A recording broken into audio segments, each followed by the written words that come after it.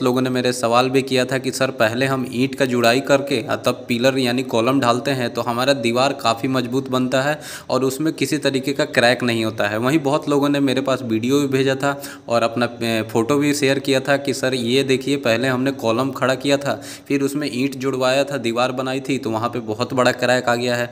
तो दोस्तों ये बहुत बड़ा कन्फ्यूजन लोगों के दिमाग में चलता है। तो मैं यहाँ पे एज ए टेक्निकल पर्सन और एज ए सिविल इंजीनियर जो सही तरीका है वो आपको बताऊंगा कि आखिर आपको अपने घर में करना क्या है। पहले ईंट का जुड़ाई करवानी है, दीवार बनानी है, तब पिलर डालना है, या पहले पिलर डाल के फिर आपको ईंट की दीवार बनानी है। तो देखिए ये बात तो सही है कि बहुत लोग जो यहाँ पे शेयर किए थे अपना कि पहले हम दीवार अगर बना लेते हैं फिर पिलर डालते हैं तो हमारा वहाँ पे क्या है कि दीवार काफ़ी मजबूत होती है, बॉन्डिंग काफ़ी मजबूत होती है। तो ये तो बात सही है, मैं भी मानता हूँ इस बात को। लेकिन दोस्तों इस तरीके का काम करने से उसमें अगर मान लीजिए कि आपको एक से दो चीज़ का फ़ायदा है कि आपकी बॉन्डिंग अच्छी होती है, उसमें पिलर और दीवार के बीच में क्रैक नहीं आता है, तो लेकिन उसके बहुत सारे नुकसान भी हैं। एज ए टेक्निकल पर्सन हमने देखा है, उसको यहाँ पर चेक किया है, वो चीज़ मैं आपको यहाँ पर शेयर कर रहा हूँ।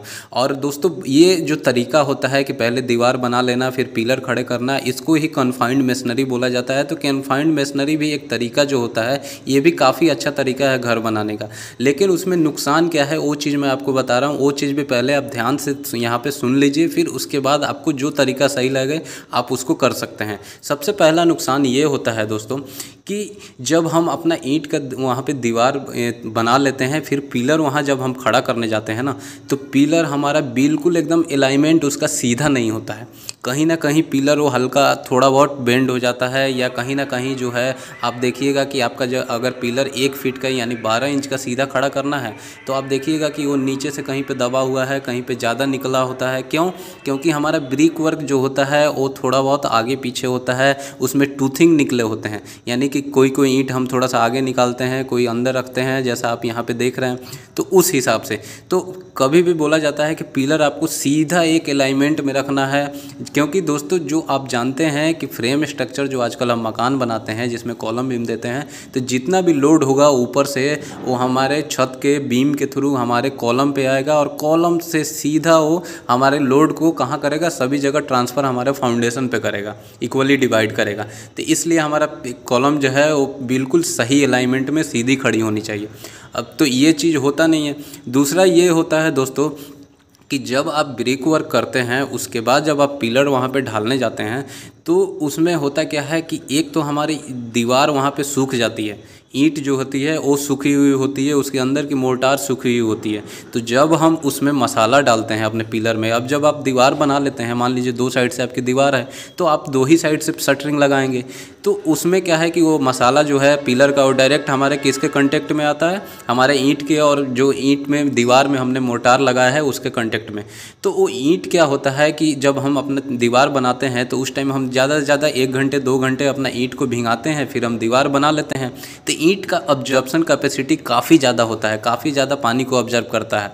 तो जैसे ही आप उसमें मसाला डालते हैं अपने कॉलम में, तो ईंट वहाँ पे उसके सीमेंट स्लरी को पानी को बहुत ज़्यादा ऑब्जर्व करता है। जो आपके दीवार में जो मोर्टार होता है वो उसके पानी को बहुत ज़्यादा ऑब्जर्व कर लेता है। तो करीबन 50% आपका कंक्रीट का वहाँ मजबूती ख़त्म हो जाता है। तो एक तो ये बात हो गई।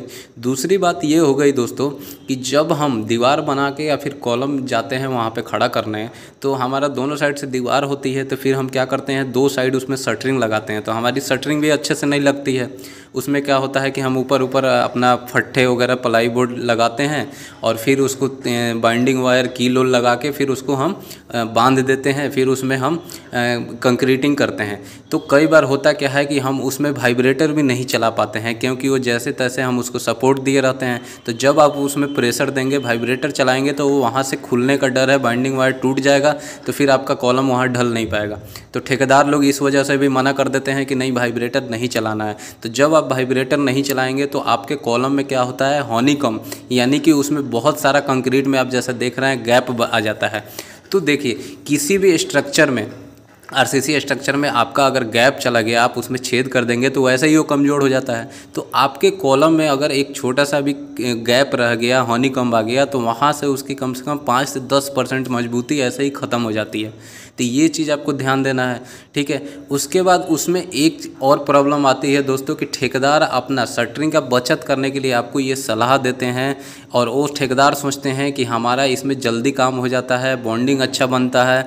लेकिन दोस्तों इसमें आपको और भी नुकसान होते हैं, जैसे कि आप उसमें ना ही आप क्या कर रहे हैं कि आपका उसमें एक तो हनीकॉम्ब आ गया, दूसरा उसमें शटरिंग अच्छे से नहीं लग रहा है, तीसरी बात कि जितना आप उसमें तराई करेंगे, आप उसके कॉलम को ढाल लिए जैसे तैसे मान लीजिए, तो ठेकेदार बोलते हैं कि कोई बात नहीं, थोड़ा सा उसमें गैप वगैरह हनीकॉम्ब आ गया, छिद्र आ गया, जैसे आप देख रहे हैं कि नीचे तक वो कॉलम अच्छे से भरा नहीं है, तो ठेकेदार बोलते हैं कि हम इसको प्लास्टर में छुपा देंगे। दोस्तों प्लास्टर आप उस पर कर दीजिएगा, लेकिन वो ऊपर ऊपर प्लास्टर से ढक जाएगा, लेकिन अगर उसमें से सरिया दिखाई दे रहा है तो प्लास्टर पर जब आप तराई करेंगे या कॉलम पर तराई करेंगे तो जो पानी जाएगा वो पानी आपके सरिया में जंग लगेगा। सरिया में जब जंग लगेगा तो धीरे धीरे सरिया वहाँ से सड़ जाएगा, तो आपको आरसीसी स्ट्रक्चर, कॉलम हो, बीम हो, ऐसे ही कमज़ोर हो जाएगा, तो बिल्डिंग का सेटलमेंट का वहीं से चांस बनता है। तो ये चीज़ हो गई। तो ये चीज़ भी आपको काफ़ी ध्यान देनी है कि वहाँ पे जो क्यूरिंग करना है कॉलम का, वो क्यूरिंग जब हम करते हैं, अब तराई जब होती है तो तराई में होता क्या है कि दोनों साइड तो हमारी ईंट होती है, दीवार होती है, तो वो क्या करता है कि पानी को बहुत ज़्यादा ऑब्जर्व करता है, पानी को सोख लेता है, कम से कम 50% पानी के वो सोख लेता है। तो आपकी ऐसे ही जो कॉलम को मजबूती मिलनी चाहिए वो मजबूती नहीं मिल पाती है। तो ये दोस्तों आप देख सकते हैं कि आपको 1 से 2 फ़ायदे हैं कि आपको क्रैक नहीं आता है, फिर आपको जो वहाँ पे बॉन्डिंग होती है अच्छी होती है, लेकिन यहाँ 6 से 7 आपको नुकसान भी है। अब आगे मैं आपको ये भी बताता हूँ कि अगर आपको मान लीजिए कि दीवार बना के ही कॉलम बनानी है, तो फिर आपको सही तरीका क्या है उसका करने का। सबसे सही तरीका दोस्तों यही है कि जो ईंट आप उसमें लगाएंगे, वो ईंट आप 3 से 4 दिन पहले तक बहुत अच्छे से उसकी तराई कीजिए, खूब भिंगा दीजिए, ताकि उसका जो पानी सोखने का कैपेसिटी है वो बिल्कुल कम हो जाए। देखिए जीरो तो होता नहीं है, ऐसा नहीं है कि ईंट आपका पानी नहीं सोखेगा, लेकिन हाँ इतना हो जाए कि वो ज़्यादा से ज़्यादा 5 से 10% ही पानी सोखे, ऐसा ना कि 50% पानी सोखे। तो ये चीज़ करना है।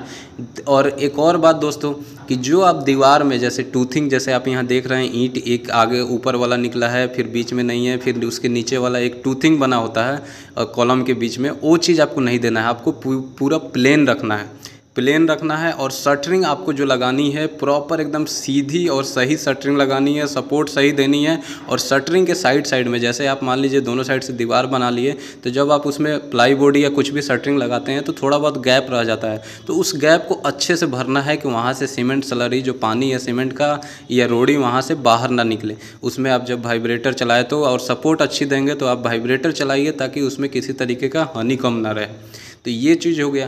तो आप इस तरीके से कर सकते हैं। तो आप पहले दीवार बना के ऐसे कॉलम बना सकते हैं।